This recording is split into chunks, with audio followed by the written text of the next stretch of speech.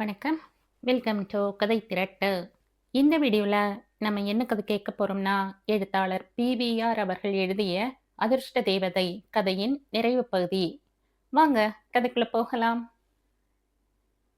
Mall சிரித்துக்கொண்டே ரமணியின் அருகில் வந்தாள். Good morning. உட்கார் மாலு. உங்க தாத்தாவை எனக்கு ரொம்ப பிடிச்சு போயிடுத்து ரமணி. ரொம்ப சந்தோஷம். நான் இப்ப ரொம்ப தீவிரமா யோசிச்சுக்கிட்டு இருக்கேன். நீ டிஸ்டர்ப் பண்ணாத. கல்யாண மண்டபம் பார்த்தாச்சு. ரமணிக்கு கோபம் வந்தது. ஆக்க பொறுத்தவனுக்கு ஆற பொறுக்கலாம். ஏன் நீ கொஞ்சம் வெயிட் பண்ணப்படாது? கொஞ்சம்னா 5-6 மாசம் இங்க நீ உசுர எடுக்கிற. அங்க ரங்கன் உனக்காக வக்காலத்து வாங்கிட்டு கால்ல வந்து விழறான். இதெல்லாம் போராதுன்னு தாத்தா வேற அவசரப்படுத்துறார். அப்படியும் உங்க மண்டை மரமண்டையா இருக்கே. ஓகே மாலு, நாம கூடிய சீக்கிரம் கல்யாணம் பண்ணிக்கலாம். ஆனா ஒரு கண்டிஷன். தெரியும், அவ்வளவு பெரிய வீட்ல நம்ம 2 பேருக்கு இடம் இல்ல. அதானே? இன்னும் கொஞ்ச நாள்ல அந்த வீடே இருக்காது மாலு. வடியும் மீன் ரமணி. 5 கிரவுண்டு நிலத்துல 30 ஃப்ளாட் கட்டுறதா முடிவாயிடுத்து மாலு. இப்ப நாங்களே வாடகைக்கு வீடு பார்த்துட்டு இருக்கோம். அப்பா, பெரியப்பா, சித்தப்பா எல்லாருக்கும் ஒரே ஆத்திரம். ஆனா தாத்தாவை அவங்களால எதிர்த்துக்கவும் முடியல. எல்லாரும் என்கிட்ட கத்தரா. நான் தான் இந்த ஐடியாவை தாத்தாவுக்கு கொடுத்தேனாம். உண்மையில நீங்க கொடுக்கலையா ரமணி? மாலு, நீயுமா சந்தேகப்படுற? அதுக்கு காரணம் தாத்தா கண்ணை மூடினப்புறம் அதுல கிரவுண்டு நிலத்துல நிறைய ஃப்ளாட் கட்டி பணம் சம்பாதிக்கணும்னு நீங்க மனக்கோட்டை கட்டியிருக்கீங்க. நான் இல்லன்னு சொல்லல மாலு. ஏன்னா நீங்க மத்தவங்களுக்கு உதவி செய்து தான் பழக்கப்பட்டிருக்கீங்க. நீங்க யார் உதவியையும் நாடி போனதில்ல. நீ என்ன சொல்ல வர்ற மாலு? நீங்க கட்டட வேலை பாருங்க. நான் கணக்குகளை கவனிக்கிறேன். மொத்தம் எத்தனை ஃப்ளாட்? 30. அதுல எத்தனை விக்கிறதா உத்தேசம்? 25. ஒவ்வொன்னும் எத்தனை சதுர அடி? இன்னும் தீர்மானம் செய்யல. ஆர்க்கிடெக்ட் தான் சொல்லணும். ஆனா 1000ன்னு வச்சுக்கலாம். சதுர அடி 400ன்னா வாங்குறவன் 4 லட்சம் தருவான். 25 பேர் 100 லட்சம், 1 கோடி. இதுல நீங்க 30 கட்டப் போறீங்க. சதுர அடிக்கு 200ன்னு வச்சுட்டா கூட 30,000 சதுர அடிக்கு 60 லட்சம் ஆகும். இத தவிர கார்ப்பரேஷன் காம்பவுண்டு சுவர்ன்னு பல வகைகள்ல செலவாகும். நிர்வாக செலவு வேற இருக்கு. மொத்தம் 20 லட்சம்னு வச்சுக்கங்க. பாக்கி எவ்வளவு? 20 லட்சம். என் பெரிய மாமா போன மாசம் ரிட்டையர் ஆனார். என்ஜினியர். அவரை மேற்பார்வைக்கு வச்சுப்போம். செஞ்ச வேலைக்கு இவ்வளவு ஊதியம்னு கான்ட்ராக்டர்களை ஏற்பாடு செய்வோம். பரவாயில்லையே மாலு, ரொம்ப தெரிஞ்சு வச்சிட்டு இருக்க. என் குடும்பத்துல பாதி பேர் பெரிய கான்ட்ராக்டர்கள் ரமணி. இப்போ இந்த திட்டத்தை கொஞ்சம் மறந்துட்டு நம்ம ரங்கனை பத்தி நினைக்கணும். இப்ப அவன் உடம்பு பரவாயில்ல. முதல்ல அவனுக்கு தனத்துக்கிட்ட இருந்து விடுதலை வாங்கி கொடுக்க வழி செய்யணும். அதான் வடிவேலுவை நீங்க பார்த்தாச்சே. மறுபடியும் அவனையும் தனத்தையும் தான் சந்திக்கணும் மாலு. கோர்ட்டு கேஸ்னு போனா எல்லோருக்கும் தலைவலிதான். மயில்சாமி தனம் 2 பேருக்கும் வாய்க்கரிசி போட்டுட்டு தான் காரியத்தை சாதிக்கணும். இதிலையும் நான் ஹெல்ப் பண்ண ரெடி. தேவையில்ல என்றான் ரமணி. மாலு சிரித்துக்கொண்டே எழுந்தாள். முதல் தேதி பிறக்க இன்னும் சில நாட்கள்தான் இருக்கின்றன. அதற்குள் கோமதி இன்னொரு 1000 ரூபாயுடன் வந்து விடுவாள் என்று தனம் தனக்குள் கணக்கு போட்டுக் கொண்டாள். அதே சமயம் மயில்சாமியின் உருவமும் கண்முன் நின்று பயமுறுத்தியது. எவ்வளவு பணம் வந்தாலும் அதில் பாதி தன்னை சேர வேண்டும் என்று அவளை பெற்ற தகப்பனாரே மிரட்டும்போது அவளால் என்ன செய்ய முடியும்? மயில்சாமியிடமிருந்து விடுதலை பெற ஒரே வழி மீண்டும் ரங்கனுடன் வாழ்வதுதான்.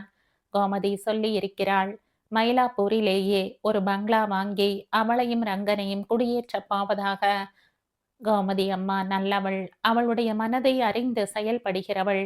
திடீரென்று ஏன் இன்னும் லாட்டரி பணம் வரவில்லை என்ற கேள்வி எழுந்தது. ஒருவேளை அது வந்த பிறகு ரமணி ஏதேனும் சூழ்ச்சி செய்கிறானோ? ரங்கன் சாது என்று அவளுக்கும் தெரியும். அவளுடைய மிரட்டலுக்கு நடுங்குபவன். இப்படிப்பட்டவன் ரமணியின் கையில் சிக்கிக்கொண்டு படாத பாடெல்லாம் அனுபவிப்பான். ரங்கனை ரமணியிடமிருந்து மீட்க வேண்டும். எப்படி? ரங்கனுடைய முழு பணத்தையும் அவள் ஆட்சி செய்ய வேண்டும். எப்படி? எப்படி என்றுதான் புரியவில்லை. தந்தை மயில்சாமியை பகைத்துக் கொள்ளக்கூடாது. குடிவெறியில் எல்லா உண்மைகளையும் நடுத்தெருவில் நின்று ஓலமிடுவான். அதன் பிறகு அவ்வளவுதான். ரமணியையும் விரோதித்துக் கொள்ளக்கூடாது. அவன் நடுத்தெருவில் கத்த மாட்டான், ஆனால் மூளையை உபயோகித்து அவளை மடக்குவான். காலையில் சாப்பிட்ட இடியாப்பம் இன்னும் ஜீரணமாகவில்லை. அரை மணி நேரம் வேகமாக ஓடிக்கொண்டிருக்கும் கடிகாரத்தை பார்த்தாள். 9 காட்டியது. திடீரென்று வாசலில் நிழலாட்டம் தெரிந்தது. கோமதி அம்மாதானோ? கதவை திறந்தாள். குட் மார்னிங் தனம். ரமணி பொன்மர்வலித்தான். மிஸ்ஸஸ் ரங்கனை எனக்கு அறிமுகம் செய்து வைங்க ரமணி என்றாள் அருகே நின்ற மாலு. தனத்தின் வரவேற்பு இல்லாமலே ரமணி படி ஏறி வீட்டினுள் பிரவேசித்தான். தனம் தன்னையும் அறியாமல் வழிவிட்டாள். தனம், இவதான் மணிமாலா. மாலுன்னு தான் நான் கூப்பிடுறது. இவளும் நானும் கொஞ்ச நாள்ல கல்யாணம் பண்ணிக்க போறோம். மாலு, இவ யாருன்னு நான் சொல்ல வேண்டியதில்ல. ரங்கனுக்கும் இவளுக்கும் தான் கந்தசாமி கோவில்ல சில மாசங்கள் முன்னால கல்யாணம் ஆச்சு. இவ வேற யாரும் இல்ல, நம்ம ஆபீஸ் வாட்ச்மேன் மயில்சாமி இருக்கானே, அவனுடைய பெண். வணக்கம் தனம் என்ற மாலு. ரமணி, நமக்கு சீக்கிரம் போகணும். கொடுக்க வேண்டியதை கொடுத்துட்டு சொல்ல வேண்டியதை சொல்லிட்டு புறப்படுங்க என்றாள். இந்தா தனம், இந்த கவர்ல 1000 ரூபாய்க்கு செக் இருக்கு. ரங்கன் தான் கையெழுத்து போட்டிருக்கான். உனக்கு பிராட்வேயில பேங்க் கணக்கு இருக்குன்னு ரங்கன் சொன்னான் என்றான். இத இன்னைக்கு கட்டினா பணம் கிடைக்க 2 நாள் ஆகுமே. பணமா கொடுத்தா சௌகரியமா இருக்கும் என்ற தனம். பரிசு பணம் வந்துட்டதா என்று கேட்டாள். ஓ, வந்துட்டதே. 13.5 லட்சம் வந்துட்டது. ஆமா, நீ ஏன் திருநீர்மலைக்கு வரல? அபிஷேகம் ரொம்ப பிரமாதமா நடந்தது. 13.5 லட்சத்தை அவர் என்ன செய்ய போறார்? உன் பெயரில் 10 லட்சத்தை 3-4 வருஷத்துக்கு உன்னை தவிர வேறு யாரும் தொட முடியாதபடி பேங்க்ல போட்டுடா ரங்கான்னு புத்திமதி சொன்னேன். ஆனா அவன் கேட்கல. திடீர்னு ரத்த பாசம், பந்த பாசம், ஏன் சிநேகித பாசம் எல்லாம் வந்துட்டது அவனுக்கு. தனத்துக்கு ஆத்திரம் பீறிட்டு கொண்டு வந்தது. முடியாதுன்னுட்டாரா? நல்ல வேளையா உனக்கு யாரும் இன்னும் யாருக்கும் கொடுக்கல தனம். பயப்படாத, நான் இப்ப உன் பக்கம். என்ன செய்ய போறாரு?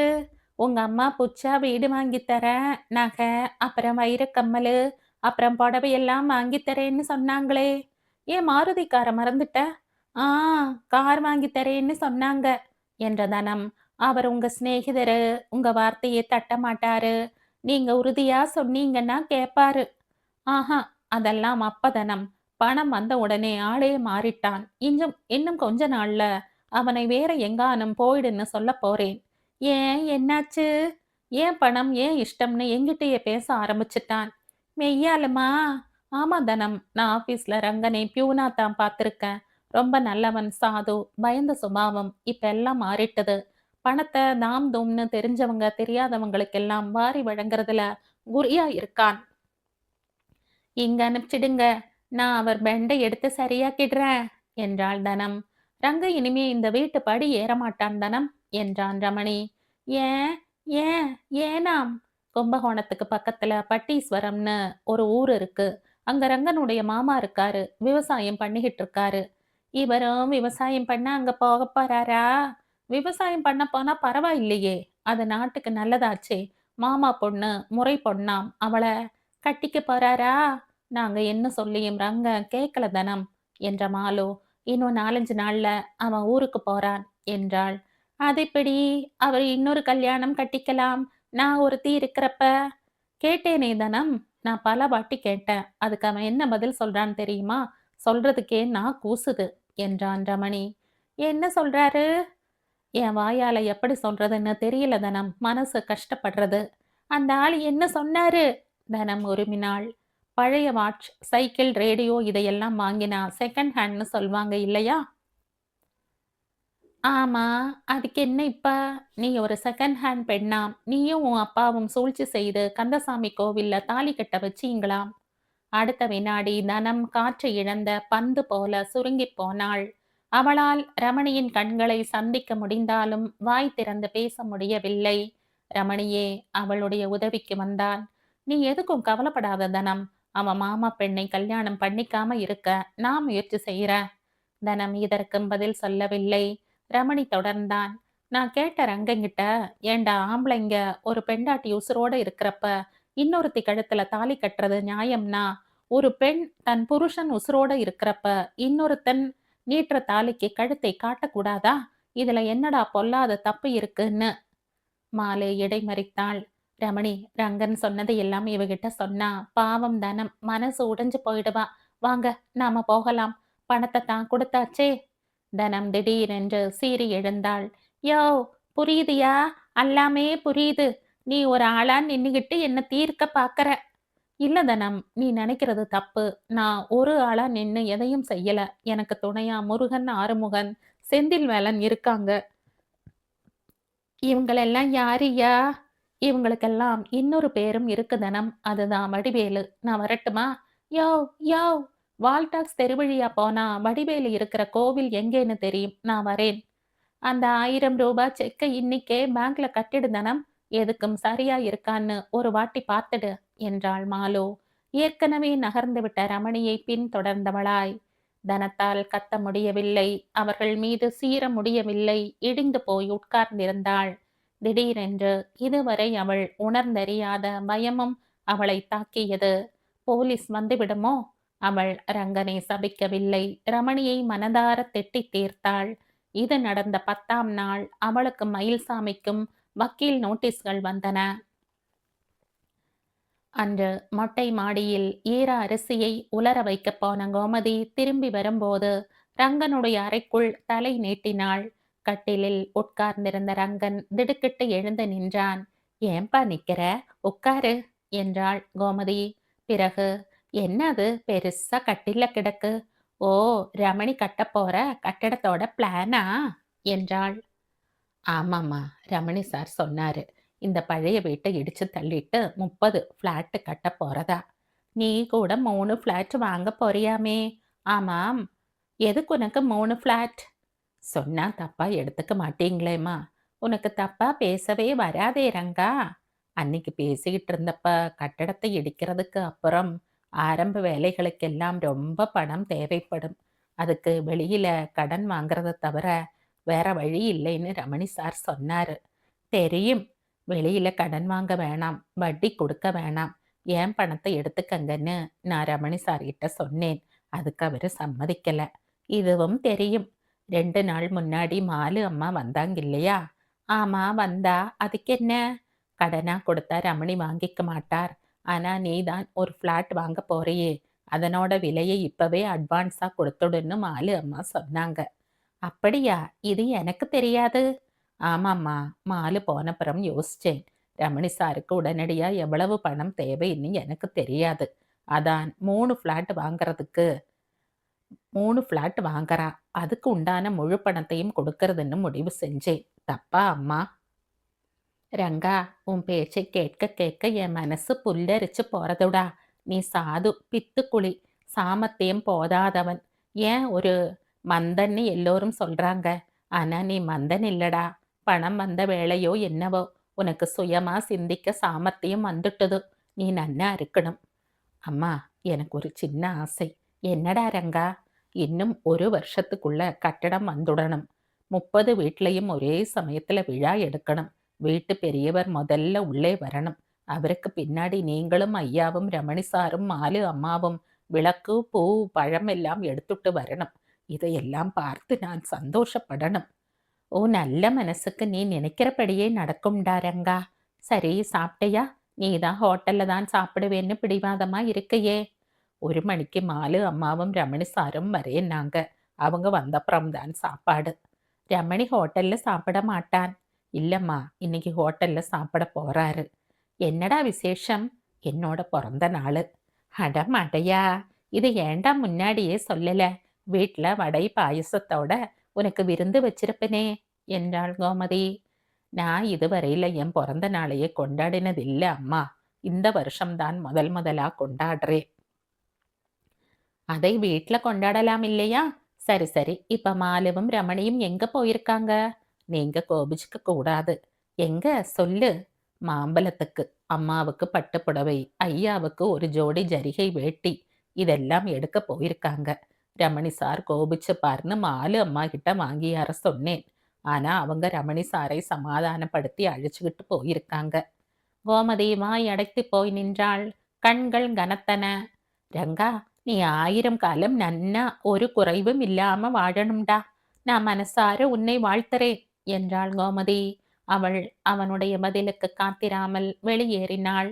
ரங்கனுக்கும் கண்கள் கனத்தன. கண்ணை மூடிக்கொண்டான். திடீரென்று மூச்சு அடைத்து கொண்டு விட்டது போல் தோன்றியது.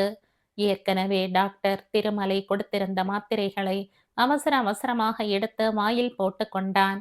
தனக்கு என்ன வியாதி வந்திருக்கிறது என்று அவனுக்கு தெரியவில்லை. சிறிது நேரத்தில் மூச்சு சிரமமின்றி உள்ளே புகுந்து வெளியேறலாயிற்று. அவள் ரமணி மாலுவின் அவன் ரமணி மாலுவின் வருகைக்காக காத்திருந்தான். 6 மாதங்கள் ஜெட் விமானம் போல பறந்தன. இந்த கால இடைவேளையில் முக்கியமான பிரச்சனைகள் ஒவ்வொன்றாக தீர்ந்தன. வடிவேலு தாக்கல் செய்த புகாரின் மீது போலீஸ் நடவடிக்கை எடுக்க தனமும் அவளுடைய தந்தை மயில்சாமியும் மாட்டிக்கொண்டு குற்றத்தை ஒப்புக்கொண்டார்கள்.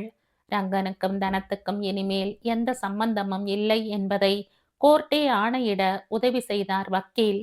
ரமணி தாத்தாவுடன் ரங்கனையும் உடன் வைத்துக்கொண்டு ஒரு குடியிருப்பில் இருக்க பெற்றோர்களும் பெரியப்பா சித்தப்பாக்களும் தனித்தனியாக வாழ ஆரம்பித்தார்கள்.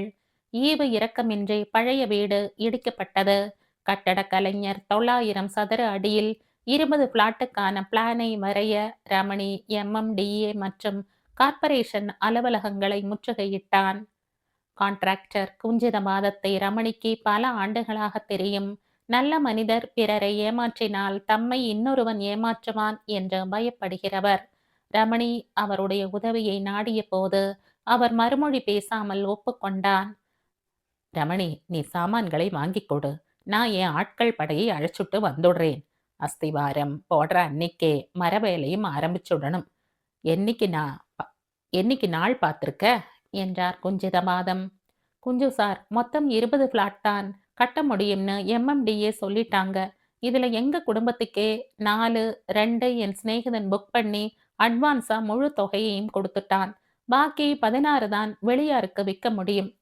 இப்ப நாம 1987 இருக்கோம் ரமணி. நாளுக்கு நாள் எல்லாத்துக்கும் விலை ஏறிட்டே போறது. உலகத்துல முளைக்க முடியாதது நிலம் ஒண்ணுதான். அதனால நான் என்ன சொல்றேன், ஒரு சதுர அடிக்கு 450 ரூபான்னு விலையை நிர்ணயம் செய். 16 பிளாட்டுக்கு கிட்டத்தட்ட 65 லட்சம் வரும். இப்ப சதுர அடிக்கு 200 210ன்னு வாங்குறேன். மற்றவங்களை விட சீப் தான். 18,000 சதுர அடி கட்டடத்துக்கு இன்னைக்கெல்லாம் ஆனா எவ்வளவு ஆகும்? எல்லா செலவுமா சேர்த்து 40 லட்சம். உன் தாத்தாவுக்கு ரொக்கமா குறைஞ்சது 20-22 லட்சம் கிடைக்கும். என்ன சொல்றது புரியறதா? நல்லாவே புரியறது குஞ்சு சார். ஆனா யாரு வீடு வாங்க முன் வருவாங்கன்னு தான் யோசனையா இருக்கு. போ, இதுக்கா கவலைப்படுற? என் 2 பெண்களுக்கே 2 தேவைப்படுறது. பாக்கிக்கு நானே நல்ல மனுஷங்களா ஏற்பாடு பண்றேன். வீட்டின் மொத்த கிரயத்துல 30% உடனடியா கொடுக்கணும்னு நிபந்தனை போடு. அப்பத்தான் திடீர்னு பண கஷ்டம் வராது. சரி சார். ரமணி நிம்மதியுடன் செயல்பட ஆரம்பித்தான்.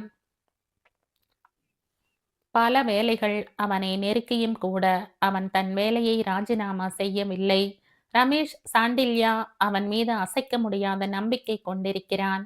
எத்தனையோ வேளைகளில் விதம் விதமான சிக்கல்கள் பிறந்திருக்கின்றன. அப்போதெல்லாம் ரமேஷும் ரமணியும் தான் கலந்தாலோசித்து பிரச்சனைக்கு முடிவு காண்பார்கள். திடீரென்று அவன் வேலையை உதறிவிட்டான். ரமேஷ் சிறிது காலம் திண்டாடி போவான். இருப்பினும் தொடர்ந்து நீடிக்கவும் அவனால் இயலாது என்று தோன்றியது. ஏன் ரமேஷிடமே இது பற்றி பேசக்கூடாது? அவன் முதலாளியின் அறையினுள் பிரவேசித்த போது ரமேஷ் டெலிபோனில் பேசிக் கொண்டிருந்தான். சைகையால் அவனை உட்கார சொல்லிவிட்டு ரமேஷ் பேசிக்கொண்டே போனான். ரமணி யோசனை செய்தான். எப்படி பேச்சை ஆரம்பிப்பது? எப்படி முதலாளியின் மனம் நோகாமல் காரியத்தை முடித்துக் கொள்வது? திடீரென்று ரமேஷின் குரல் கேட்டது. என்ன ரமணி, பெருசா யோசனையில மூழ்கி இருக்க? என்ன விஷயம்? கொஞ்ச நாளா உங்ககிட்ட என்னுடைய குழப்பத்தை சொல்லி அதுக்கு ஒரு தீர்வு காணணும்னு நினைச்சுக்கிட்டு இருந்தேன்.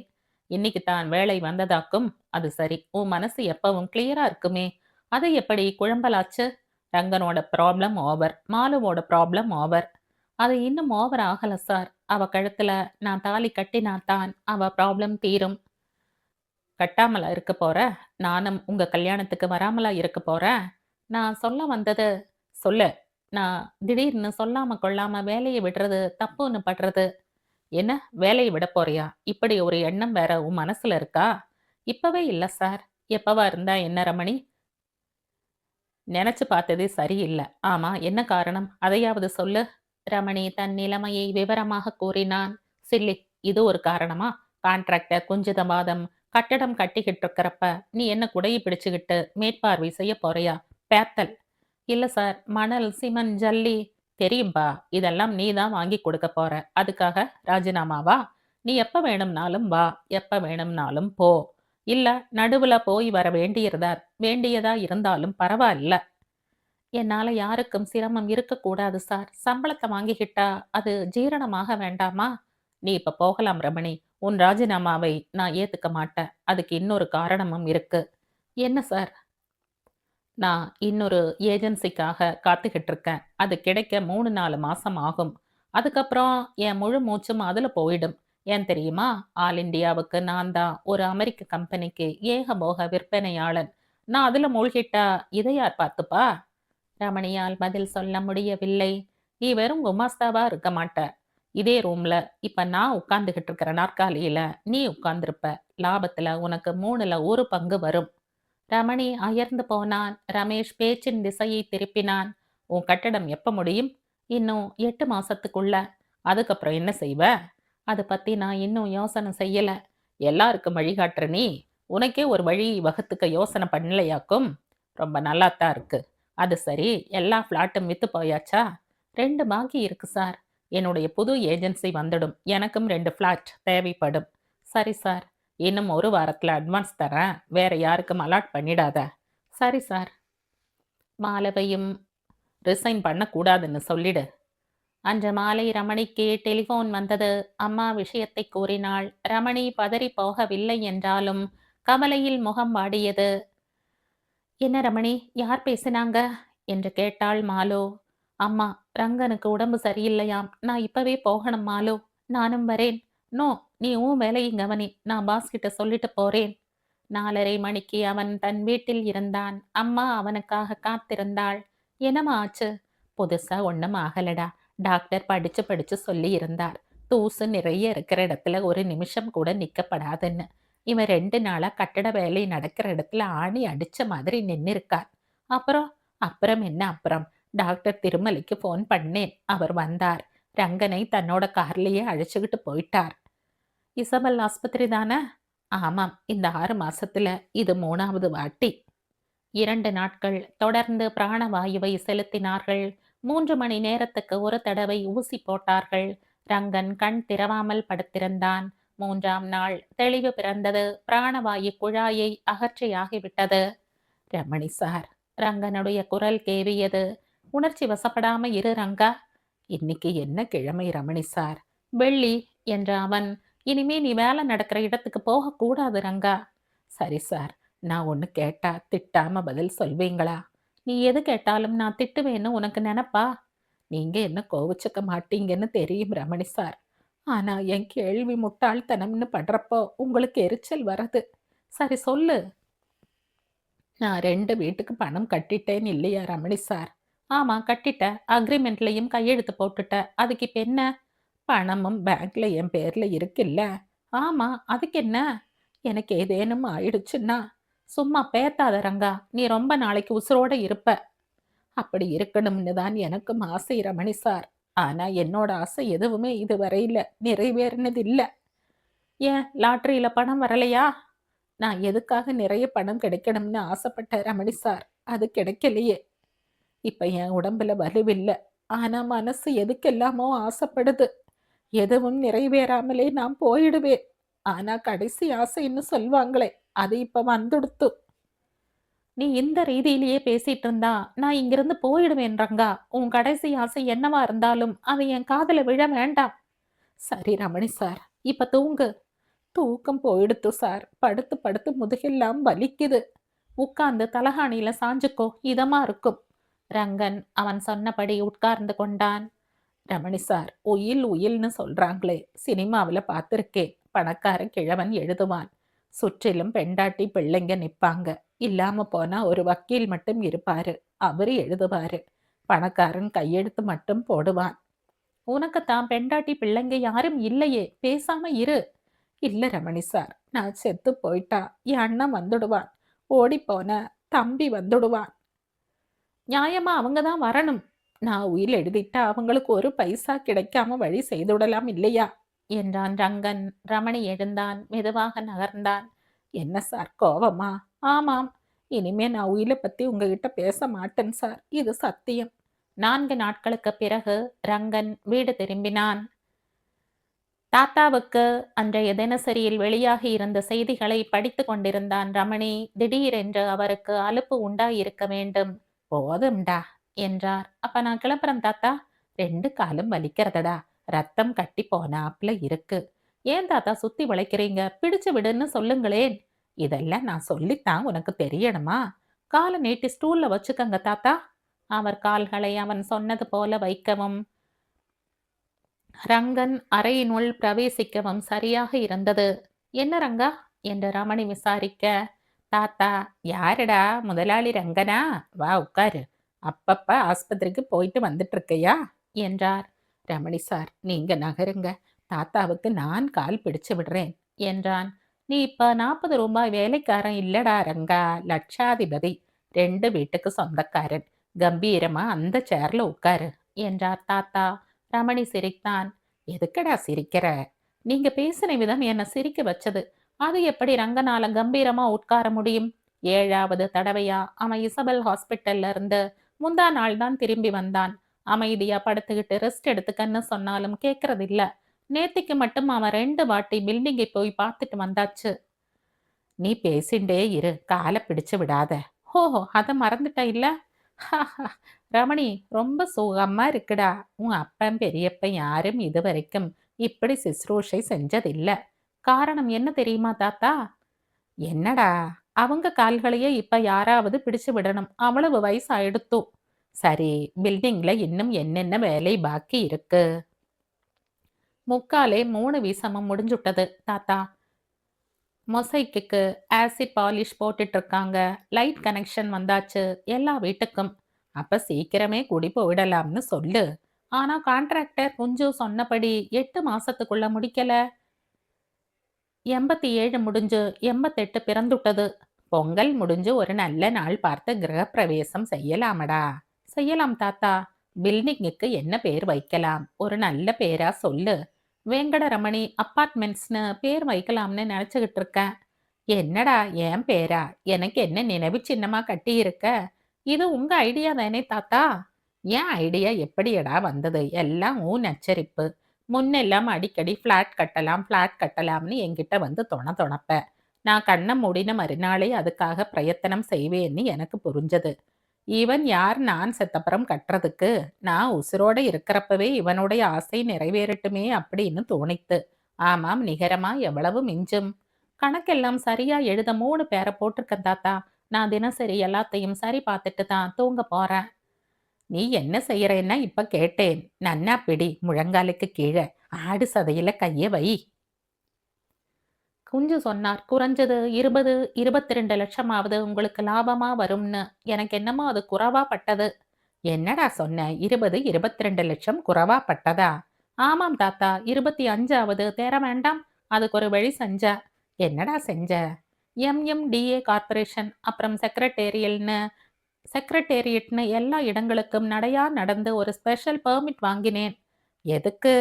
வாச பக்கத்துல கேட்டுக்கு 2 பக்கத்துலயும் 4 கடைகள். மாடியில 1, கீழே 1ன்னு ஒவ்வொன்றும் 150 சதுர அடி. ஒரு டிபார்ட்மெண்டல் ஸ்டோர்ஸ் வச்சு ஒருத்தர் ஒரு பக்கத்து 4 கடைகளையும் வாங்கிட்டார். இன்னொரு பக்கத்துல ஒரு வீடியோ கடை, ஒரு ஐஸ்கிரீம் பார்லர். 2 பேரும் சேர்ந்து 4 கடைகள். அப்புறம் என்ன? மாடியில இன்னும் 4 கடைகள் இருக்கேடா. சித்தப்பா பிள்ளை ரங்கு இந்த வருஷம் சிஏ எழுதுறான். அவன் சொந்தமா தொழிலை ஆரம்பிக்கிறதானா நல்ல இடம் வேண்டாமா? அவனுக்கு 2 கொடுத்துடலாம், நீங்க சரின்னு சொன்னா. சரி, மீதி 2 இருக்கு இல்லையா? பெரியப்பாவோட பேரன் பேத்தி 2 பேரும் இன்னும் 1, 2 வருஷத்துல டாக்டர்களா திரும்பி வருவாங்க. அவங்க 2 பேருக்கும் சின்னதா கன்சல்டிங் ரூம் அமைச்சுக்க சௌகரியமா இருக்கும். இதுக்கும் நீங்க தான் தாத்தா அனுமதி கொடுக்கணும். எழுதியே கொடுத்துடுறேன், போருமா என்ற தாத்தா. ஏண்டா, உனக்குன்னு எதுவும் தனியா நீ வச்சுக்கலையா என்றார். நான் எப்படி தாத்தா உங்க பணத்துல கை வைக்க முடியும்? 1½ வருஷமா உழைச்சிருக்கேன். அதுக்கு நீங்க சரியா ஏதேனும் கொடுத்தா சந்தோஷமா வாங்கிக்கிறேன். ரங்கா, நீ கொஞ்சம் வெளியே போயிரு என்றார் தாத்தா. வேண்டாம் தாத்தா, அவன் இங்கேயே இருக்கட்டும். நான் போயிடுறேன் ரமணி சார். போயிடு என்ற தாத்தா ரங்கன் வெளியே செல்லும் வரை காத்திருந்தான். நான் சொல்ல போறது உன் அம்மா அப்பாவுக்கு கூட இப்ப தெரியப்படாதடா ரமணி.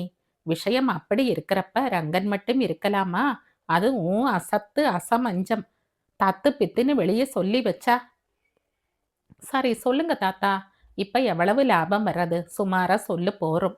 4 கடைகளையும் 10 லட்சத்துக்கு வித்தன் தாத்தா. ஆனா 8 கடைகளையும் கட்டி முடிக்க எனக்கு 1 லட்சம் ரூபாய் கூட ஆகல. நிறைய மணல், சிமெண்ட், மரம், கம்பி எல்லாம் மிஞ்சி இருந்தது. நம்ம பழைய வீட்டோட தேக்கு மரம் எல்லாம் உபயோகமாச்சு. மொத்த லாபத்தை சொல்லுடா படவா. கிட்டத்தட்ட 30 லட்சம். இத வச்சுட்டு என்ன செய்யலாம்டா? எனக்கு என்ன தெரியும் தாத்தா? 3 பெண்களுக்கு ஆளுக்கு லட்சம்னு கொடுக்கறேன். 50,000ன்னு முதல்ல நினைச்சுக்கிட்டு இருந்தேன். பாக்கி நம்ம 2 பேர் பேர்லயும் ஜாயிண்ட் அக்கவுண்ட்ல பேங்க்ல போட்டுடுவோம். நான் ஒரு நாள் இல்லாட்டா ஒரு நாள் கண்ணை மூடாம இருக்க மாட்டேன். அப்ப ஜாயிண்ட் அக்கவுண்ட் சிங்கிள் அக்கவுண்டா உன் பேர்ல வந்துடும். இதுக்கு நான் என்ன எழுதி தரணுமோ அதை எழுதி கொடுத்துடுறேன். தாத்தா, உங்களுக்கு நிறைய பேரன் பேத்திகள் இருக்கிறப்ப எனக்கு மட்டும் இப்படி செய்தா? மூடுடா வாயை. எனக்கு இருக்கிறது ஒரு பேரன் தாண்டா. அது நீதான். நீ ஏமாத்த மாட்ட, பொய் சொல்ல மாட்ட. வாயால எல்லாருடைய வயித்தெரிச்சலையும் நீ கொட்டிக்கிறவன் தான். ஆனா உன் மனசு சுத்தம்டா. இனிமே இத பத்தி என்கிட்ட பேசாத. ஆமாம். ரமணி நீண்ட நேரம் பதில் பேசவில்லை. சிறு வயதில் இருந்து அவன் ஒருவன்தான் தாத்தாவுடன் நெருங்கி பழகி இருக்கிறான். ஆனால் இத்தனை ஆண்டு காலமாக தாத்தா தன் மனதில் அவனுக்காக ஒரு பிரத்யேக இடத்தை வைத்திருக்கிறார். அதில் என்னென்ன வைரங்களையும் முத்துக்களையும் கொட்டி மூட வேண்டும் என்று யோசித்து வந்திருக்கிறார். அகஸ்மாத்தாக பல குடியிருப்புகளை கொண்ட கட்டடம் கட்டினால் நன்றாக இருக்கும் என்று ஒரு தடவை அவன் அவரிடம் கூறியிருக்கிறான். அப்போது அவர் அலட்சியமாக இருந்தார். ஆனால் எண்ணம் உள்ளே பதிந்து போயிருக்கிறது. எண்ணத்தை அவர் பிரத்யேகமான இடத்தில் பூட்டி வைத்து போன வருடம்தான் வெளியே கொட்டியிருக்கிறார். ஏன் போன வருடம்? திடீரென்று தாத்தா என்றான். பாதி கண் அயர்ந்து போயிருந்த தாத்தா கண் திறவாமலே என்னடா என்றார். நான் யாரையும் ஏமாத்த மாட்டேன். என் மனசு சுத்தம்னு எப்படி தாத்தா நீங்க கண்டுபிடிச்சீங்க? நான் வேஷம் போட்டுட்டே வாழ்ந்து கொண்டிருக்கலாம் இல்லையா? ராஸ்கல், என்ன கேள்வியா கேக்குற? ஆமாம் தாத்தா. சரி நான் கேக்குறேன், பதில் சொல்லிடா. கேளுங்க. இந்த சோனி பயல் யாரு? ரங்கன் தானே? அவன் என் சிநேகிதன். சரி, இதுக்கு பதில் சொல்லு. நீங்க யஷன், நான் தர்மபுத்திரர்னு. என்னம்மா தாத்தா? ஆமாம்டா படவா, சொல்லு. அவனோட லாட்டரி டிக்கெட்டை எல்லாம் நீதானே பத்திரப்படுத்தி வச்சிருந்த. ஆமாம். டிக்கெட் கடைக்காரன் உன் பேரைத்தானே எழுதி வச்சிருந்தான். ஆமாம். நீ நினைச்சிருந்தா அது ஏன் டிக்கெட், நான் வாங்கின டிக்கெட்னு சாதிச்சிருக்கலாம் இல்லையா? ஆமாம். பணம்னு வர்றப்ப சொந்த பந்தம் சிநேகம் எல்லாம் காத்தா பறந்துடும்டா படவா. உனக்கு நிறைய பணம் சம்பாதிக்கணும்னு பேராசையா இருக்கு. ஆனா அந்த பணத்தை குறுக்கு வழியிலோ இன்னொருத்தரை ஏமாத்தியோ சம்பாதிக்க உன் மனசு சம்மதிக்கல. இப்ப சொல்லு, உன் மனசு சுத்தம் தானே? தெரியாது தாத்தா. என்னை பத்தி நானே இன்னும் தெரிஞ்சுக்கல. இன்னொரு விஷயம். என்ன தாத்தா? தை பிறந்ததும் கிரகப்பிரவேசம், அது முடிஞ்சதும் கல்யாணம். மாலவுக்கும் உனக்கும் ஏன் கண் முன்னால நடக்கணும். நீங்க 2 பேரும் ஊஞ்சல்ல உட்கார்ந்ததும் நான் பாட ஆரம்பிப்பேன். அதான் பல தடவை சொல்லியாச்சே தாத்தா, சகிச்சுக்கிறேன். படவா, நான் நன்னா பாடுவேன்டா. மாலவுக்கு அவ என்ன போடுறாளோ போடட்டும். நான் வைர நெக்லஸ் போட போறேன். அவகிட்ட இப்பவே சொல்லி தொலைக்காத. நான் வரேன் தாத்தா. எனக்கு நிறைய வேலை இருக்கு. மறுபடியும் வர்றப்ப பேங்க் டெபாசிட் வாரத்தோட வரணும். இல்லாம போனா தொலைச்சு புடுவேன். சரி தாத்தா. ரமணி நகர்ந்தான். நம்ம கட்டடத்துக்கு என்ன பேர் வைக்கிறதுன்னு கேட்டனே. நான் சொன்ன பேர் வேண்டாம்னு சொல்லிட்டீங்களே தாத்தா. அதிர்ஷ்ட தேவதைன்னு வச்சுடு. அதுதான் பொருத்தமான பெயர். என்ன தாத்தா இப்படி ஒரு பெயரா? ரங்கனுக்கு ஒரு அதிர்ஷ்டம் அடிச்சது. எனக்கும் போற வயசுல ஒரு அதிர்ஷ்டம் அடிச்சு 30 லட்சமும் வீடும் கிடைக்கிறது. என் 3 பிள்ளைகளும் இப்படி தனித்தனி வீடு கிடைக்கும்னு எதிர்பார்க்கல. அவங்களுக்கும் அதிர்ஷ்டம், எனக்கும் அதிர்ஷ்டம்னு சொல்லுங்களேன். அதான் மாட்டேன். உனக்கு ஒரு சான்ஸ் கிடைச்சது. ராட்சசன் அதிர்ஷ்டத்தை நீ ஒரு லாட்டரி டிக்கெட் மூலமா உன் மடியில போட்டான். நீ அதை தூக்கி எறிஞ்ச. உனக்கு கிடைக்கிறதெல்லாம் உன் உடம்போட உழைப்புக்கு ஊதியம். மனசோட சுத்தத்துக்கு பரிசு. சரி சரி நடைய கட்டு, எனக்கு தூங்கணும்.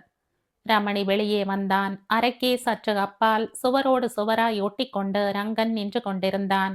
என்னடா ரங்கா இங்க நிக்கிற? உங்களுக்காகத்தான் ரமணி சார். என்ன வேணும்? சொன்னா கோவிச்சுக்க மாட்டீங்களே. கோபம் வர நிலையில நான் இல்ல ரங்கா, சொல்லு.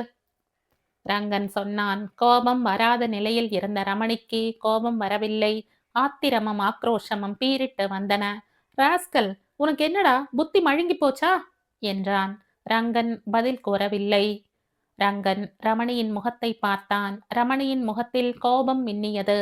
ரமணி சார், நான் விரும்பி கேட்டது தப்புன்னு படுதா? எனக்கு இது நியாயமா படுது.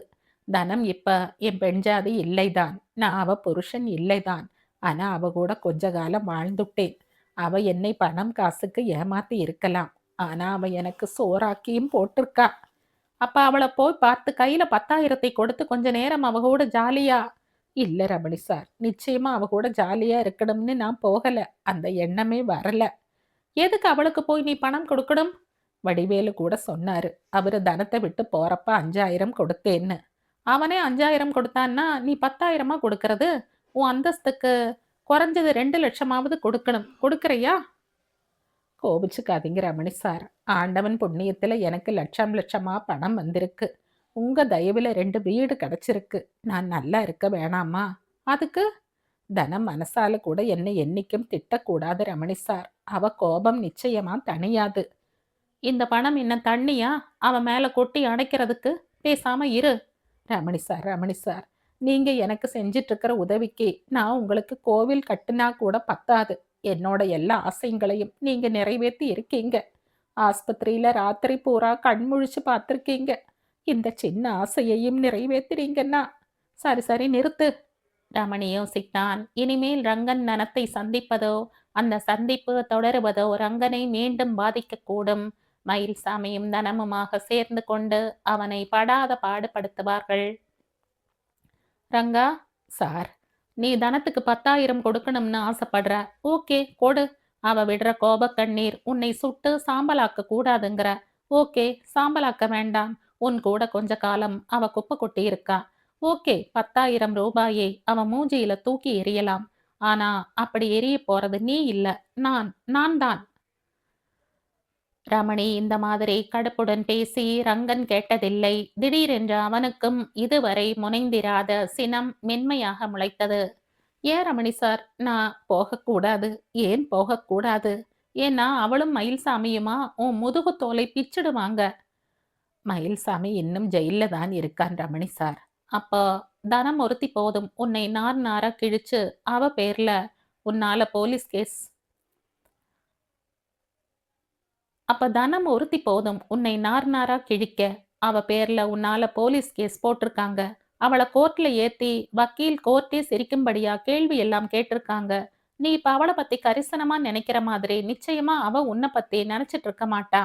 நான் இவ்வளவு சொன்னதுக்கு அப்புறமும் நீ பிடிவாதமா போறதுன்னு முடிவு பண்ணா எனக்கு ஆட்சேபனை இல்ல. தாராளமா போ. ஆனா ஒண்ணே ஒண்ணு மட்டும் நினைவுல வச்சுட்டு போ. இனிமே என் வீட்டு வாசப்படியை நீ மிதிக்க கூடாது. உனக்கும் எனக்கும் பேச்சுவார்த்தை இல்ல. ரங்கன் நீண்ட நேரம் ரமணியையே பார்த்து நின்றான். ரமணியின் கண்கள் நீர் கட்டி கனத்திருப்பதாக தோன்றியது. ஏன் ரமணி இவ்வளவு தூரம் இந்த விஷயத்தில் பேச வேண்டும்? கடுமையாக இருக்க வேண்டும்? தனம் என்கிற ஒரு பெண்ணால் அவனுக்கு எந்த விதமான ஆபத்தும் வரக்கூடாது என்றுதானே? ரமணியின் மிரட்டல் அவனுக்கு எதிர்பார்த்த பதிலை அளித்தது. சரி சார், நீங்க சொல்றதுலயும் அர்த்தம் இருக்கு. நீங்களும் போய் கொடுத்துட்டு வாங்க. இனிமே நான் அவளை பார்க்கணுங்கிற எண்ணத்தை கூட நான் உங்ககிட்ட சொல்ல மாட்டேன். எனக்கு தெரியாமலும் போகக்கூடாது. போக மாட்டேன் ரமணி சார். தனம் திடுக்கிட்டு பார்த்தாள். ரமணி புன்முறுவலுடன் வாயிலில் நின்று உள்ள வரலாமா என்று கேட்டான். வாங்க, உட்காருங்க. அவரோட உடம்பு இப்ப எப்படி இருக்குங்க? ரமணி அயர்ந்து போனான். தனத்தின் ஆத்திரமும் கோபமும் எங்கே போயின? இப்ப சௌக்கியமா இருக்கான். ஆமா, உனக்கு எப்படி தெரியும் ரங்கனுக்கு உடம்பு சரியில்லாம இருந்ததுன்னு? சுகந்தி அம்மா சொன்னாங்க.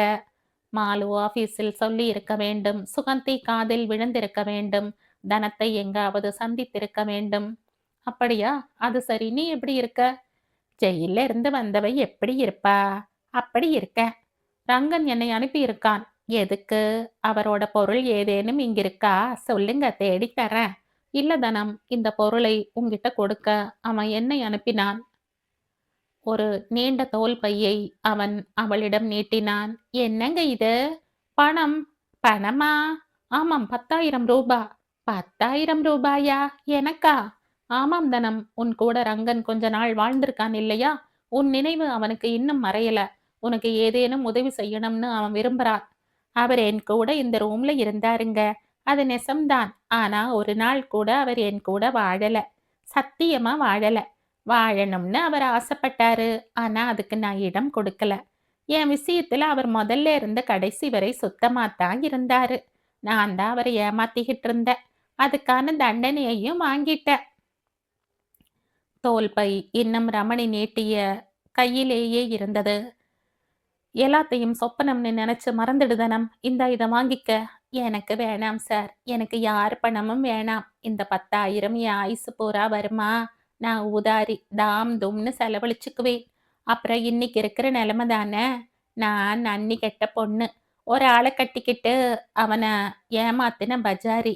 அந்த ஆள் போனப்புறம் இன்னொரு ஆளை வளைச்சு போட்டவ. எனக்கு அந்த நல்ல ஆளோட பணம் தேவையில்ல சார். நான் வாங்கிக்கிட்டா பாவம். ஜரிக்காது. எதனாச்சும் கோவிலுக்கு தர்மம் பண்ணிடுங்க. சோடா கலர் குடிக்கிறீங்களா? ஓடிப் போய் வாங்கியாரேன். ஒரு கணம் யோசித்தான் ரமணி. தான் வேறு ஏதோ ஒரு புதுமையான உலகத்தினுள் பிரவேசித்து விட்டதான பிரமை உண்டாயிற்று. தனமா இப்படி மாறியிருக்கிறாள். 10 ரூபாய் நோட்டைக் கண்டால் பாய்ந்து பறிக்கிற தனமா இப்போது 10,000 துச்சமாக மதிக்கிறாள். இவளுடைய இந்த மனமாற்றத்துக்கு 10,000 ரூபாய் அற்பமான தொகை. பல லட்சங்கள் கொடுக்கலாமே. மௌனமாய் தலை குனிந்து நிற்கும் தனத்தை பார்த்தான். சரிதனம், ஒரு கோலி சோடா வாங்கி வா. எனக்கும் தாகமா இருக்கு. இதோ வரேன் சார். அவள் தலை மறைந்ததும் தோல் பையை சிறு கவர் அலமாரியின் அகலமில்லாத தட்டின் மீது வைத்தான். மறுவினாடி கதவை சாத்திவிட்டு வெளியேறி பிடாரியம்மன் தெருவுக்கு வந்தான். ஓர் ஓரமாய் அவன் நிற்கையில் தனம் கையில் ஒரு சோடா பாட்டிலுடன் விரைவாக நடந்து தன் வீடு இருக்கும் சந்தினுள் பிரவேசித்தாள். அவள் தன் வீட்டுக்குள் நுழையும் வரை காத்திருந்த ரமணி அவளுடைய தலை மறைந்ததும் விருட்டென்று நடந்து ஒரு சைக்கிள் ரிக்ஷாவில் ஏறிக்கொண்டான். தம்புச்செட்டி தெருவுக்கு போப்பா, கொஞ்சம் வேகமா போ. ரிக்ஷாவில் செல்கையில் மனித மனத்தின் விசித்திரங்களை ரமணி நினைத்து பார்த்தான். இப்படியும் ஒரு பெண்ணா? பண்பும் நெறியும் வெறும் படிப்பிலும் அறிவிலுமாயிருக்கிறது. அது மண்ணோடு பிறந்தது அல்லவா? அந்த மண்ணில் பிறந்த கோடானு கோடி பேர்களில் இந்த தனமும் ஒருத்திதானே. ரமணி இதுவரை அனுபவித்திராத மகிழ்ச்சியில் திளைத்து போனான். அதே சமயத்தில் உள் மனதில் ஒரு எச்சரிக்கை மணியும் ஒலித்தது. தனம் பாவ மன்னிப்பை தேடும் பெண்ணாக மாறிவிட்டாள் எனும் விஷயத்தை ரங்கனிடம் சொல்லக்கூடாது. அப்படிப்பட்ட தனத்தை மீண்டும் பார்க்க அவன் துடிப்பான். யார் கண்டார்கள்? துண்டிக்கப்பட்ட தொடர்பு மீண்டும் தழைக்காது என்று.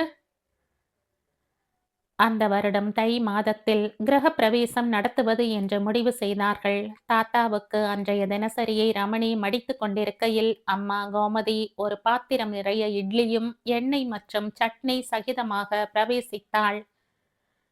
என்ன கோமதி, இவனோட அப்பன் என்ன செய்யறான்? நான் ஒருத்த இங்க இருக்கேன்னு அவனுக்கு ஞாபகம் இருக்கா? ஏன் இப்படி கேக்குறீங்கப்பா? உங்களை ரமணி நன்னா கவனிச்சுக்கிறானேன்னு அவர் திருப்தியா இருக்கார். இல்லாம போனா அவர் தினமும் 2 வேளை பார்த்துட்டு போக மாட்டாரா? நம்ம பழைய வீட்டை இடிச்சு புது அஸ்திபாரம் போட்டு 1 வருஷம் ஆயிட்டது. இந்த அடுக்கு வீடும் ரெடி ஆயிடுத்து. இந்த 1 வருஷத்துல எண்ணி பார்த்தா 5-6 தடவை கூட உன் புருஷன் வந்ததில்ல. சாமியார் புள்ளைய நான் இன்னும் பார்க்கல. மூத்தவனை நான் போய் பார்க்க வேண்டி இருக்கு. ஏன் தாத்தா அழுத்துக்கிறீங்க? அவங்க வந்தா நீங்க சும்மாவா இருக்கீங்க? குதர்க்கமா பேசி குத்தலா பேசி அவங்க மனச நோக அடிக்கிறீங்க. இப்ப பேசாம இட்லிய ஒரு கை பாருங்க. தாத்தா ஒரு துண்டு இட்லியை சாப்பிட்டார். பிறகு அந்த நோஞ்சான் எப்படி இருக்கான் என்று கேட்டார். இப்ப நான் இசமல் ஆஸ்பத்திரிக்கு போக போறேன். என்னைக்கு அட்மிட் ஆச்சு? நேத்து ராத்திரி. ஏன் முன்னாலேயே சொல்லல? நீங்க சனிக்கிழமை சனிக்கிழமை எண்ணெய் தேய்ச்சு குளிக்கிற மாதிரி ஆஸ்பத்திரிக்கு போயிட்டு வரான். சிவனேன ஆஸ்பத்திரியிலேயே அவன் ஒரு ரூம வாங்கி இருக்கலாம். பாவம் ரங்கன் இந்த வியாதியில ரொம்ப அவஸ்தைப்படுறார். ஒரு வாட்டி போயிட்டு வந்தா 3000 4000ன்னு ஆறது. எல்லாம் பகவானோட திருவிளையாடல்டா. ஒரு பக்கம் கொட்டுறான், இன்னொரு பக்கத்துல இருந்து வாரி எடுத்துக்கிறான். என்ன வியாதின்னு சொன்ன பேரு மனசுல பதிய மாட்டேங்கிறது. எம்பிசிமா. பிழைப்பானாடா? இழுத்துண்டே போகும்னு டாக்டர் சொல்றார். இப்படி அவஸ்தைப்படுறதுக்கு போய் சேர்ந்துட்டா தொல்லை விட்டது. அவனுக்கு ஒரு விடுதலை கிடைச்சிடும். ஏனப்பா இப்படி பேசுறீங்க? ரங்கன் நல்ல புள்ளை, சின்ன வயசு, புது பணத்தை கண்டவன், பூரணமா குணமாகி அவனோட 2 வீட்டை வாடகைக்கு விட்டுட்டு இன்னொன்ல குடியும் குடித்தனமுமா இருக்கட்டுமே. பணம், வயசு இதுக்கும் வரப்போற சாவுக்கும் சம்பந்தமே இல்ல கோமதி. என்ன பாரேன், ஏபிசிடி எதுவுமே இல்ல. ஆனா இது சாசுவதமா?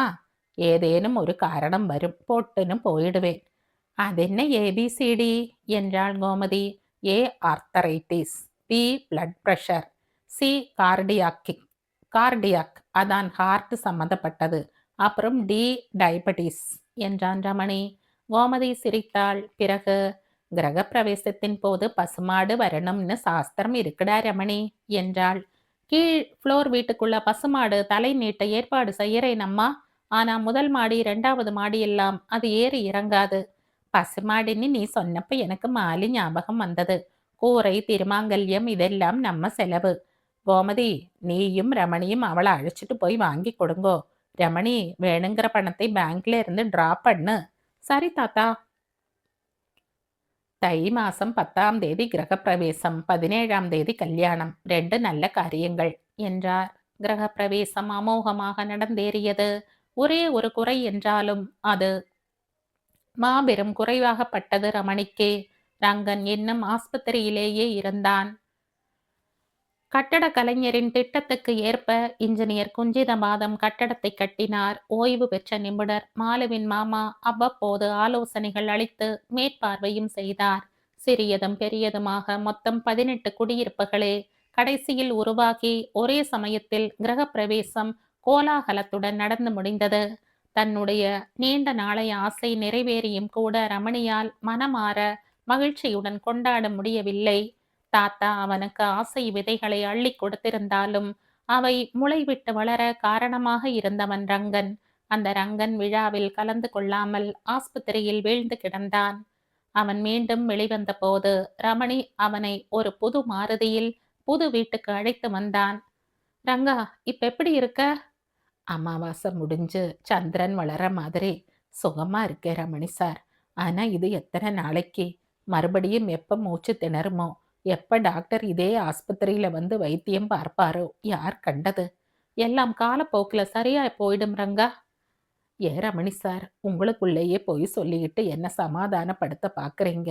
இது நான் உசுரோட இருக்கிற வரை குணமாக முடியாத வியாதி. அப்பப்ப டாக்டர் கடிகாரத்துக்கு சாவி கொடுத்துட்டு இருக்கார். அப்பெல்லாம் அது ஓடுது. ஒரு நாள் அவர் சாவி கொடுத்துட்டே இருப்பார். ஆனா ஸ்ப்ரிங் உடஞ்சிடும். இதை விடுங்க ரமணி சார். எல்லோரும் புது வீட்டுக்கு வந்துட்டாங்களா? தாத்தா சௌகரியமா இருக்காரா? அம்மாவுக்கு பிடிச்சிருக்கா? எல்லாரும் வந்துட்டாங்க ரங்கா. உன் 3 வீடு தான் இப்ப காலியா இருக்கு. முதல்ல 2 வீடுன்னு சொல்லி முடிவுல 3ஆ வாங்கிட்ட. எனக்கு வேண்டியதெல்லாம் ஒரே ஒரு வீட்ல ஒரே ஒரு ரூம் தான். அதுல பாயும் தலகாணையும் இருந்தா போதும். ரங்கன் சிரிக்க முயன்றான். அவனுடைய அவலமான மனநிலையை மாற்றும் எண்ணத்தில். இந்த மாருதி ஏதுன்னு நீ கேட்கலையே என்றான் ரமணி. உங்க தாத்தா உங்களுக்கு பரிசா வாங்கி கொடுத்திருக்கார். மாலு அம்மா முந்தா நாளே ஆஸ்பத்திரியில சொல்லிட்டாங்க. ஆமாம். என்னைக்கு முகூர்த்தம்? மாலி ஏதோ சொன்னாங்க. ஆனா அந்த சமயம் பார்த்து நான் அசதியில கண்ணை மூடிட்டேன். இதே தை மாச கடைசியில ரங்கா, மீனாட்சி கல்யாண மண்டபத்துல. இங்கிலீஷ் தேதி சொல்லுங்க ரமணி சார். பிப்ரவரி 10 வெள்ளிக்கிழமை. நான் இப்ப கடவுளை வேண்டிக்கிறது எல்லாம் ஒன்னே ஒண்ணுதான். அது என்னன்னு எனக்கு தெரியும் ரங்கா.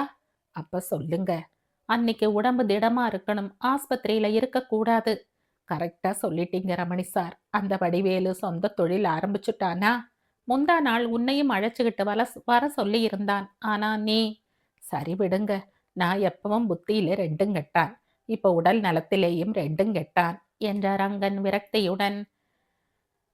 ஏங்க, நான் இருந்து யாருக்கு என்ன புண்ணியம்? என்னால உங்களுக்கு, மாலு அம்மாவுக்கு, ஏன் நம்ம அம்மாவுக்கு எல்லாருக்கும் சிரமம் தானே என்றான். பேசாம வா ரங்கா, உன்னை அமெரிக்காவுக்கு அனுப்பினா பூரணமா குணமாகுமான்னு யோசிச்சுக்கிட்டு இருக்க. இப்போது ரங்கன் சிரித்தான். அமெரிக்காவானாலும் போகிற உடம்பு இதேதான் ரமணி சார். பணம் இன்னும் எவ்வளவு பாக்கி இருக்கு? கவலைப்படாத, 5 லட்சத்துக்கு குறைவு இல்லாம இருக்கு. அத வெளிநாட்டுல கொட்ட வேணாம் சார். ரமணி பதில் பேசவில்லை. கீழே ஓர் 2 அறை வீடும், முதல் மாடியில் ஒன்றும் 2ஆம் மாடியில் ஒன்றுமாக மொத்தம் 3 வீடுகள் ரங்கனுக்கு சொந்தமாயின. உடல் அசதியையும் பொருட்படுத்தாமல் அவன் 3 வீடுகளுக்கும் போய் வந்து கொண்டிருந்தான். மாடி ஏறும் போதெல்லாம் மார்பு வலித்தது, மூச்சு இறைத்தது. ஆனால் அவன் லட்சியம் செய்யவில்லை. நாட்கள் ஓடின. மெல்ல மெல்ல அவனுக்கு தன் உடல்நிலை முற்றிலும் தேறிவிட்டதாக தோன்றியது. ஒரு தனி குஷியும் பிறந்தது. ரமணியின் தாத்தாவை பார்த்து வரலாம் என்று ஓடினான். தாத்தா ரமணியுடன் பேசிக் கொண்டிருந்தார். ஏண்டா படவா, கிரகப்பிரவேசம் நடந்தன்னைக்கு நீ உன் 3 அத்தைகள் மூஞ்சியையும் பார்த்தாயோ? ஏன் தாத்தா கேக்குறீங்க? எரிச்சலும் அசூயையும் தாண்டவம் ஆடித்தோ. கிழவன் போற கிழவன் தானே, போனா போகட்டும்னு என்னை நமஸ்காரம் பண்ணித்துகள். இதெல்லாம் உங்க கற்பனை தாத்தா. ஆளுக்கு 50,000ன்னு சொன்னேன் இல்லையா? 3 பேருக்கும் எரிச்சல், வயித்தெரிச்சல். பிள்ளைகளுக்கு 2 லட்சத்துக்கு மேல பெருமானம் உள்ள வீடு, எங்களுக்கு 50,000 பொறுமரா. ஏன் 50,000ன்னு கத்தணும்? 1/2 லட்சம்னு சொல்லப்படாதோ? ரமணி சிரித்தான்.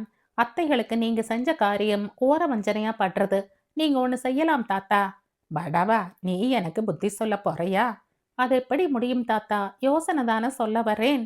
என்னடா பெரிய யோசனை? அறையை ஒண்ணா பண்ணிடுங்களேன். அப்பவும் அதுகளுக்கு திருப்தி வராதடா என்றார் தாத்தா. பிறகு, தோ ஷெல்ஃபில் ஒரு நீள கவர் இருக்கு, அதை எடு என்றார். ரமணி எடுத்தான். பிரிச்சு படி, உறக்க படிச்சு தொலைக்காத. உன் சித்தப்பன் பெரியப்பன் வீட்டு மனுஷா வந்து தொலைக்க போறா. மனசுக்குள்ள படிச்சுக்கோ. ரமணி அவசர அவசரமாக படித்தான். என்ன தாத்தா இது? நான் எப்ப புறப்பட்டு போவேன்னு யாரடா கண்டா? பிறந்த அன்னைக்கே போற தேதிக்கு ரிசர்வேஷனும் ஆயாச்சு. உன் கல்யாணம் முடியற வரை இருக்கணும்னு ஒரு ஆசை.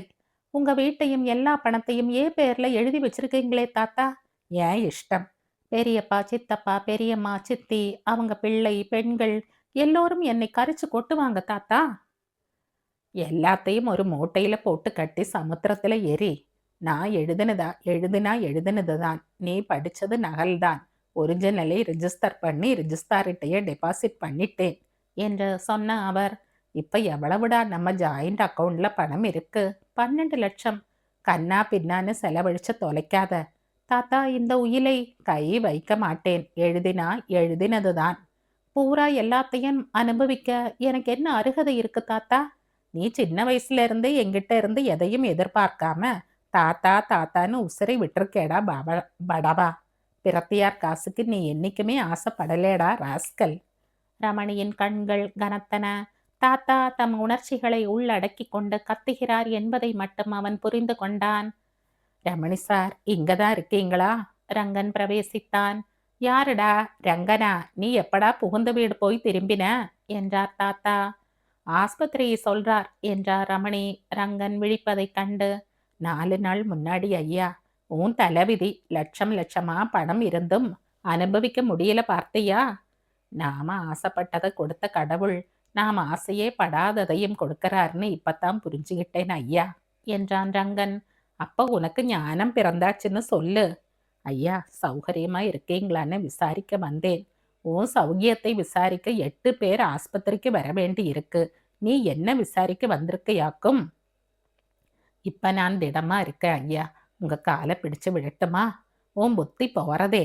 நீ இப்ப ஒரு லட்சாதிபதிடா. 3 வீட்டுக்கு சொந்தக்காரன்டா. அது வேற இது வேற என்றான் ரங்கன். பிறகு, அடடா ரமணி சார் எங்க? சொல்லிக்காம போயிட்டாரே என்றான்.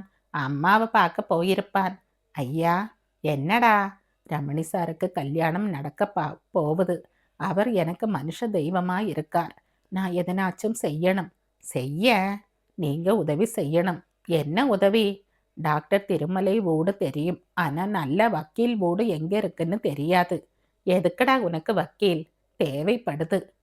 அனந்தராமன்னு பக்கத்துல இருக்கார். நம்ம பால் பூத் இருக்கு இல்லையா, அதுக்கு நேர் எதிர்த்தாப்புல இருக்கு. நான் அனுப்பினேன்னு சொல்லு. உனக்கு தர வேண்டியதை செய்து தருவார். சரி ஐயா, நான் வரேன் ஐயா என்ற ரங்கன் நான் வக்கீல் பத்தி விசாரிச்சது ரமணி சாருக்கு இப்ப தெரிய வேணாம் என்றான். எனக்கு இதுதான் தொழில்னு நினைச்சியா கழுத என்றார் தாத்தா. முகூர்த்தம் நல்லபடியாக நடந்தேறியது. தாத்தா, அப்பா, அம்மா இன்னும் மற்ற பெரியவர்களிடமெல்லாம் ஆசீர்வாதம் வாங்கிக் கொண்ட பின், இப்ப நீயும் நானும் இதே மாலையும் கழுத்துமா ரங்கனை பார்க்க போகிறோம் என்றான் ரமணி. நானும் இதையே தான் நினைச்சேன். சரி வா. படவா, எங்கடா போற என்று தாத்தா கேட்டார். ரங்கனை பார்த்துட்டு வரோம் தாத்தா. சீக்கிரம் வந்து சேரு. நீ வந்தப்புறம்தான் எனக்கு சாப்பாடு. ஆஸ்பத்திரியை அடைந்த போது காலை மணி 11. ரங்கன் கட்டிலில் சாய்ந்து உட்கார்ந்திருந்தான். ரங்கா, ரமணி சார், ரமணி சார், அழாத ரங்கா. நீங்க தாலி கட்டுறப்போ நான் இல்லாம போயிட்டேனே ரமணி சார். இதுக்காக சின்ன குழந்தை மாதிரி அழலாமா? இப்ப எங்க 2 பேரையும் பாரு. மாலையும் கழுத்துமா ஸ்பெஷலா உன்னை பார்க்கணும்னு வந்திருக்கோம். மத்தவங்க எங்களை வேடிக்கை பார்க்கறதையும் லட்சியம் செய்யாம வந்திருக்கோம். எங்க 2 பேரையும் நீ இப்ப வாழ்த்தணும். பொல பொலவென்று கண்களில் நீர் கொட்ட ரங்கன், எனக்கு என்ன சொல்றதுன்னு புரியல சார். ஆனா ஒண்ணு, நான் என்னென்னைக்கும் உங்க 2 பேர் மனசுலயும் இருக்கணும் என்றான். இருப்ப, நிச்சயமா இருப்ப என்றாள் மாலு. உங்க கல்யாண பரிசை நான் என்னைக்கோ தயார் பண்ணிட்டேன் சொன்ன ரங்கன் தலையணைக்கடியில் இருந்து ஒரு நீண்ட உரையை எடுத்தான். இருவரிடமும் நீட்ட அவர்கள் வாங்கி கொண்டார்கள். என்ன இது ரங்கா? மாலு அம்மா கிட்ட கேளுங்க, அவங்களுக்கு தெரியும். திடீரென்று டாக்டர் திருமலை பிரவேசித்தார். ரமணி, சாயங்காலம் ரிசப்ஷனுக்கு வரேன். ஏன் ரங்கா உட்காந்துட்ட? படுத்துக்கணும், பேசப்படாது. சரி டாக்டர். எல்லோரும் வெளியே வந்தார்கள். என்ன டாக்டர், இப்படி ஆயிடுத்தே? அப்படித்தான் ஆகும். வீடு ஆஸ்பத்திரின்னு மாத்தி மாத்தி போய் வந்துட்டு இருப்பான் என்றார் டாக்டர். இது மாதிரி எவ்வளவு காலத்துக்கு? உசுர் போற வரைக்கும். என்ன டாக்டர்? 1 வருஷம், மிஞ்சினா 18 மாசம். கவலையா இருக்கு டாக்டர். இப்பதானே தாலியை கட்டியிருக்க. ஃபர்ஸ்ட் நைட்டை நினைச்சிட்டு ஓடு. யாரு தான் சாகாம சாசுவதமா இருக்கா? போனா இவனுக்கு தான் விடுதலை. இருவரும் கல்யாண மண்டபத்துக்கு திரும்பினார்கள். மாலு, இதுக்குள்ள என்ன இருக்குன்னு எனக்கு தெரியும். என்ன? உயில். கரெக்ட். எல்லாம் என் பெயருக்குத்தானே?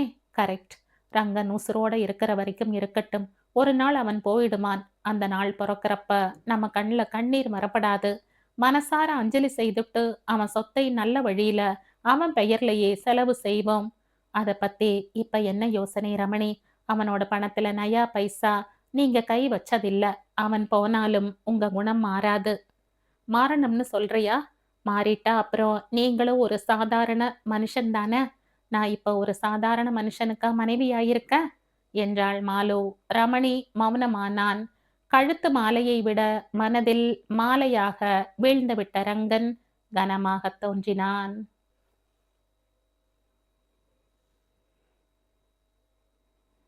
இதோடு இந்த கதை முடியுது. இந்த கதை உங்களுக்கு பிடிச்சிருந்தா லைக் பண்ணுங்க, ஷேர் பண்ணுங்க, சப்ஸ்கிரைப் பண்ணுங்க. மற்றும் ஒரு இன்ட்ரெஸ்டிங்கான கதையோட அடுத்த வீடியோல சந்திப்போம். பை. Thank you.